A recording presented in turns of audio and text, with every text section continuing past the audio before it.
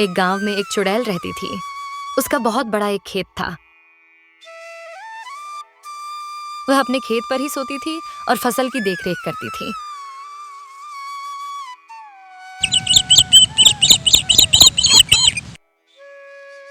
कितना मधुर संगीत है इन चिड़ियों का। और मुझे खेत में कितना अच्छा लगता है। ताजा ताजा हवा और ये हरे हरे खेत, कितने प्यारे हैं मेरे खेत। अरे ये क्या था? मेरी फसल जलाने की कोशिश कर रहा है कोई। छोड़ूंगी नहीं। ये रॉकेट किसने छोड़ा मेरे खेत की तरफ? खा जाऊंगी। अभी जाके देखती हूँ।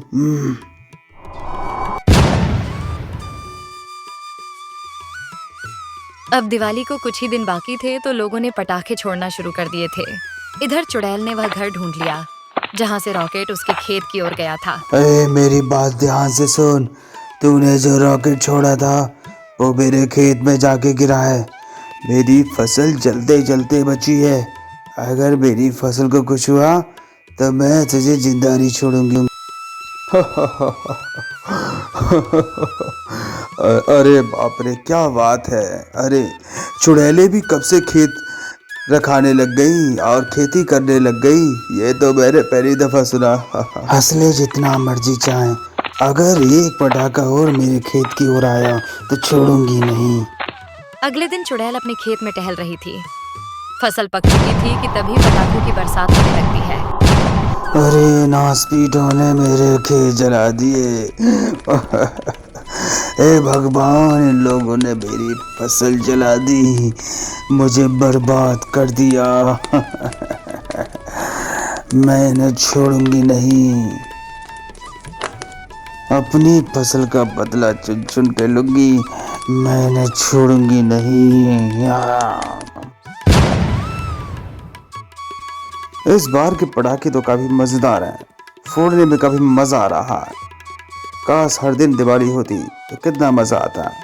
मैं अभी और ज्यादा पटाखे फोड़ूंगा, भले ही मुझे कितना ही पैसा खर्च करना पड़ जाए। कितना मजा आ रहा है। या तुझे तो मजा आ रहा है, लेकिन तूने मेरी फसल बर्बाद कर दी। मुझे फसल भी करने नहीं देते तुम लोग। मैं इसका बदला तुझसे लूंगी। तू ही है वो जिसने मेरी फसल जलाई है। मैं कुछ ना कुछ करती हूँ, देखती हूँ। चुड़ैल किस्तों पर सैमसंग का फोन खरीदती है। अब मैंने फोन तो खरीद लिया। अब जल्दी से मैं पटाखा फोड़ू ऐप पर पटाखे का ऑर्डर लगाती हूँ, जिससे बड़े बड़े पटाखे मेरे पास आ जाएं और मैं लोगों को सबक सिखा सकूँ। कहाँ गई मेरी? चुड़ैल ऑनलाइन पटाखे का ऑर्डर दे देती है और देखते ही देखते बड़े बड़े पटाखे उसके पास आ जाते हैं। जैसे पटाखे मुझे चाहिए थे ये तो वैसे हैं और उससे भी कहीं अच्छे। गैस सिलेंडर बम, अनार बम, सपड़ी बम। रात में जब सब लोग सोए हुए थे तभी चुड़ैल पटाखों को लेकर निकल पड़ती है और धीरे धीरे सबसे पहले उस आदमी के घर पर पहुंचती है। बहुत शौक है ना तुझे पटाखे फोड़ने का? ले आज मैं भी पटाखा डालती हूँ।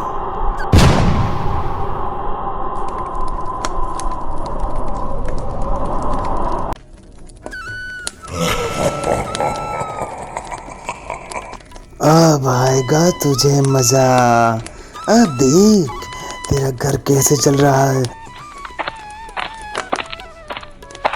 अरे कोई बचाओ मेरे घर को, मेरे घर में आग लग गई। अरे कोई आ जाओ। मेरे घर में आग लग गई, कोई आके बुझाता क्यों नहीं? चुड़ैल एक एक करके सभी घरों में आग लगा देती है।